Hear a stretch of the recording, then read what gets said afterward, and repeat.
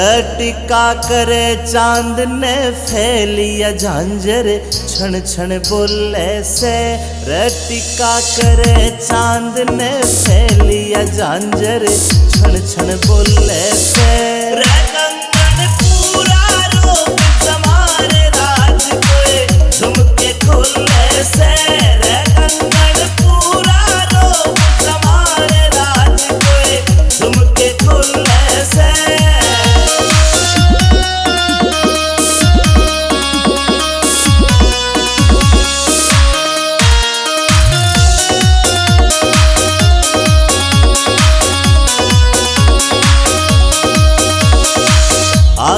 में सुरमा घाल्या और बदल दिया माहौल परी।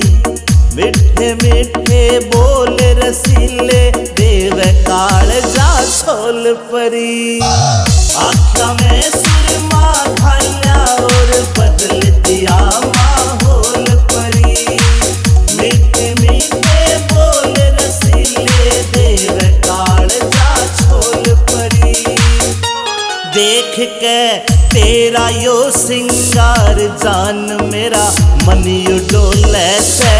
कंगन पूरा रोक समारे राज कोए झुमके खोले से।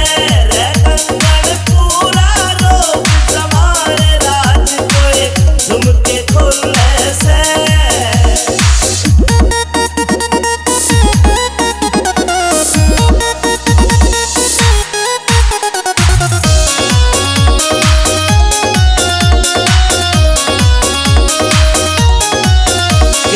अमित चौधरी सुन ले बैरन रूप तेरा यो चोखा से।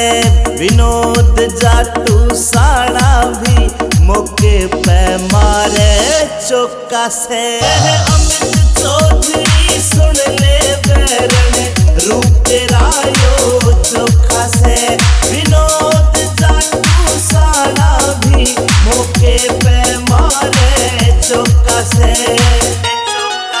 तू ते हुस्न की सरकारी पड़का लग ओहले में। कंगन पूरा रोक समारे राज कोए झुमके खोले से।